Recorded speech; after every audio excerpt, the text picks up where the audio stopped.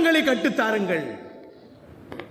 குழந்தைகளுக்கு நல்லொழுக்கங்களை கற்றுத்தர வேண்டும். எப்பொழுதுங்க? குழந்தை பிறந்ததிலிருந்தே சொல்லிக் கொடுக்கணும். என்ன ஹஸரத் இப்படி சொல்றீங்க? நபிகள் நாயகம் ஸல்லல்லாஹு அலைஹி வஸல்லம் அப்படித்தான் சொல்லிக் கொடுத்தார்கள்.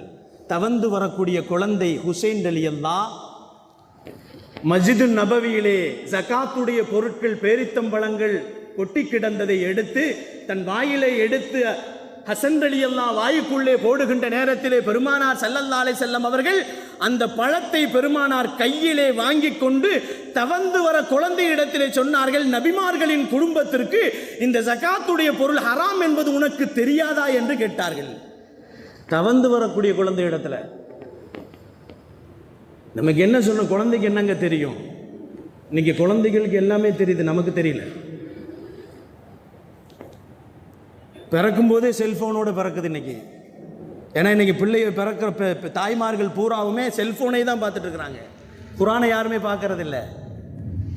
ஒரு காலம் இருந்தது, குர்ஆனை பார்த்ததால் பிறந்த குழந்தைகள் எல்லாம் ஹாஃபிதுகளாக மாறி போனார்கள்.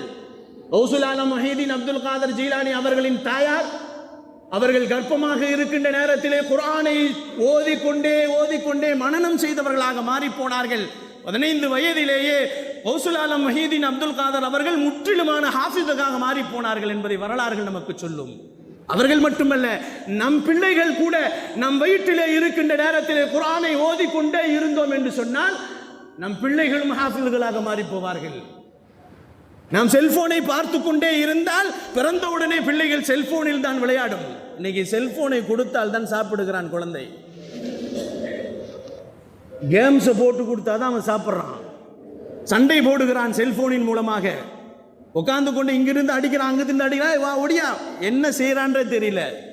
கண்ணியமானவர்களை, இவைகள் எல்லாம் பெற்றோர்கள் செய்கின்ற தவறுகளின் மிக முக்கியமான காரணம் என்பதாக நபிகள் நாயகம் ஸல்லல்லாஹு அலைஹி வஸல்லம் சொல்லுவார்கள்.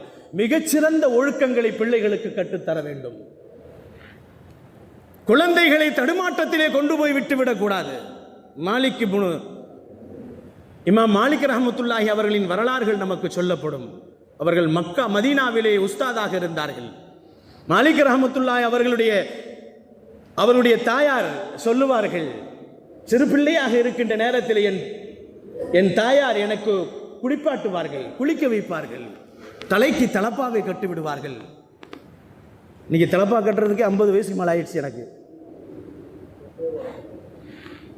அன்னைக்கு பெருமான் ஸல்லல்லாஹு அலைஹி வஸல்லம் அவர்களின் காலத்திற்கு பின்னால் வந்த இமாம்கள் எல்லாம் மாலிக் ரஹ்மத்துல்லாஹி அலைஹி அவர்கள் சொல்லுகிறார்கள், நான் சிறு பிள்ளையாக இருக்கின்ற நேரத்தில் எனக்கு குளிக்க வைத்து எனக்கு தலையிலே தலப்பா